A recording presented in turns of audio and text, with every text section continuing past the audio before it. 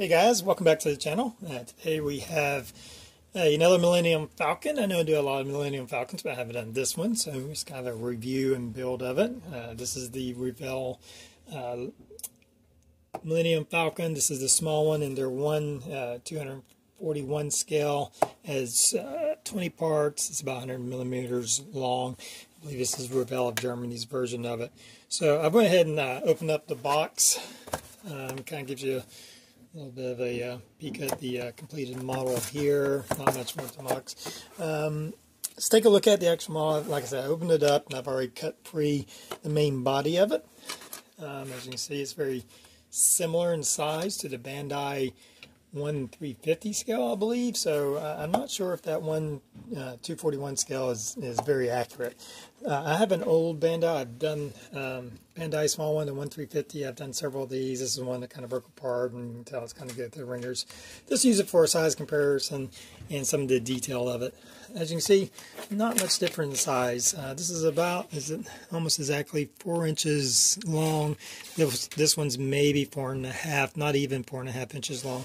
So it's really only about a half an inch bigger, and width-wise, it's just a slightly wider. So detail. Obviously, the Bandai has a lot more detail. There's some really... the Revell's not bad. I mean, there's a lot of detail in there for this scale. But when you compare it to the Bandai is a little bit crisper.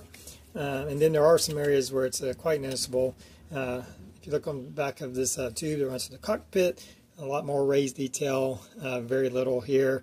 One of the biggest things I notice is these compartments or whatever, work areas. I'm not sure what the service areas, maintenance areas. Here they're very shallow. Here they're much more sunken down, a lot more detail. You can barely make out the detail in that particular one. This shape doesn't even look correct. I think that's more the correct shape. Kind of the same thing going on back in these cavities here. The back's pretty equivalent. Looks like the grid pattern's quite a bit larger, even though should be more detailed. So gun-wise, you can tell, you can make out two separate guns here. Here you just kind of get the one, it's supposed to be 4, but you at least can kind of make out there's a little bit of difference there. So that's the issue with that. Now let's talk about some of the good stuff. There are some good things and advantages that the Revell has over it. It does come with the water slide decals, which these offer those self-adhesive decals or stickers, if you want to call them, which on this particular model, they really don't look all that great. I've tried to use them before, I think maybe a few, and they really don't turn out that great on this one, but it's not too hard to paint them in. This one at least gives you an option of some water style decals. Now they're not anywhere as in depth as the self-adhesive decals that this one comes with. You only get like the red colors, you get some masks. You get some masks for the cockpit and some of the gunner ports, and you do get some clear parts. And there's probably the biggest advantage over here. You get a few clear parts. You get a clear cockpit canopy and gunner ports, and you get a clear piece for the rear of the ship for the engine. So what that is, and what I'm going to try to do on this model, is makes it a little bit easier to try to actually light this little kit. You do have this solid piece here. Now I plan on trying to light this, so I'm going to be cutting away that section, and then we'll have that clear piece that goes in there. We'll talk about more of that later. I do already have, you have a detailed, well, I say detailed, you have a cockpit that goes in there. It has 4 seats. I guess that's, let's see if I can get in.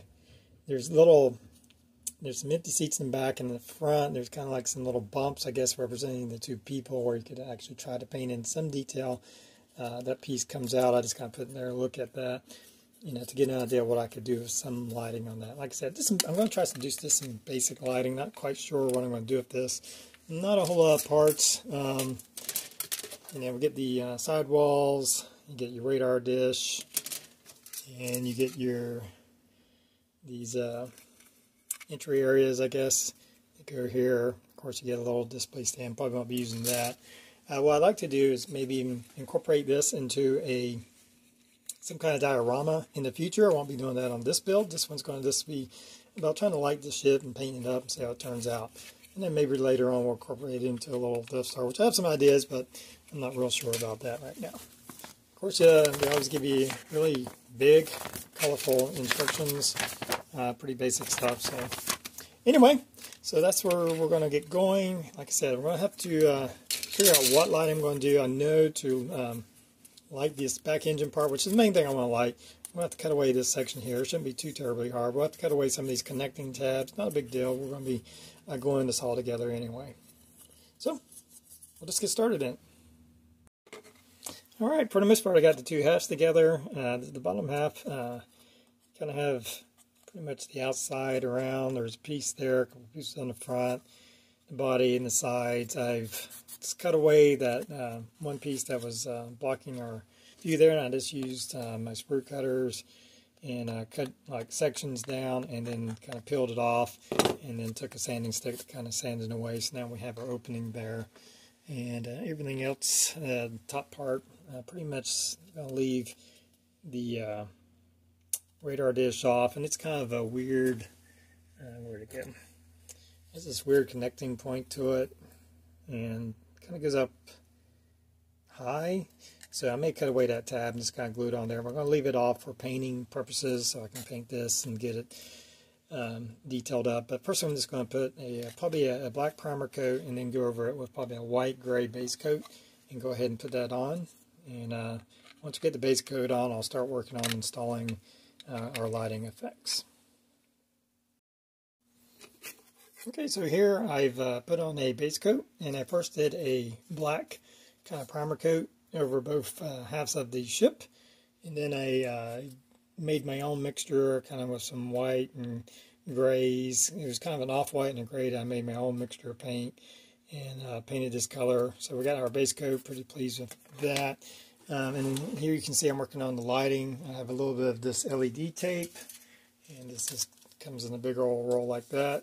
I'm sure many of you are familiar. You just have to cut it into segments, and you have to cut it right where it has these connecting points right here, and there's usually like your positive and negative sign. So I have just a little bit, little section cut off that, and you can see where I put some aluminum foil on both halves to do some light blocking and also reflect inside there. So that'll fire out the back. You may notice the fiber optic running to the front of the ship, and it looks yellow, but and I bought these colored fiber optics, but really all it is just a clear fiber optic that's coated in a color, and when you cut the ends, it's pretty much just clear. You can kind of see it from that angle right there. It pretty much just comes out clear. You can see where I put a bend in it, and simply just take my fiber optic, I take a little lighter and hold it up above the flame, and it'll start drooping over, and that's what I did with that, and then cut it section, and that will bring that light all the way over there. So I'm hoping to kind of do all this lighting just using this one little segment here. I've connected the brass rod running down from where the gunner's port was in the bottom, and a 9-volt battery should be more than enough just to power those few LEDs. Give you a quick look. So nice and bright, so it should light our engines and all our other lighting pretty well. See if I can kind of give you a quick look at the tip of that fiber optic coming out. Of course, we'll trim that to size once we get everything settled in. So I still have to add that, and I want to run something up to the cockpit area. So that's where we're at, and we'll just keep moving forward with it. All right, I'm getting ready to set up my little Falcon here. I did run a little LED behind the cockpit just to try to make it a little bit brighter. It won't be a lot of detailed lighting, but hopefully it'll light the inside of that cockpit. And and I just kind of tapped into the power wires that were coming in there. You can see where I'm kind of working on the detail painting. Kind of still working on it. I don't know if I'm 100% happy with this, but I'm going to seal this up and start working on all that detail painting. Alright, well, I'm wrapping this project up. This is our Revell Star Wars Millennium Falcon in the 1/241st scale. I don't think that scale is correct. I kind of worked out some mathematics of what it should be, and I think it's more like 1/300th scale, which would be a lot closer to what the Bandai one was. So, finished it up, sealed it up. I did my own weathering. Weathering's really a matter of taste on Millennium Falcon. I've done it a bunch of different ways. This one I'm going with the more not as pronounced. It's heavily weathered, but kind of toned down. I did a kind of an overspray of some white gray over it, just kind of toned down all the different colors. Then use some pastels and different things. Our engine's looking good, nice and bright. Very happy with that. There are some minor light leaks here and there that I'm not going to address right now. Again, I hope to kind of incorporate this in a small diorama of some sort in the future. Just forgive the clamp holding it on right now, and I'll put it on a display base, but that's what I like to do. But until I get the stuff that I want to do, that project, I want to move on to some other builds. You can see right here we have our lights, a little bit of a light inside of the cockpit, not much. It's not a whole lot of room to work in there, and just working in those small scales. The windows gunner's ports do light up a little bit from some of the residual lighting. So it's a fun project. Just a matter of taste. Like I said, this one is a little bit more easier to light than the Bandai version. So if you like Millennium Falcons, this is definitely one to get. Anyway, guys, hope you've enjoyed the video. Until next time, everybody have a good one.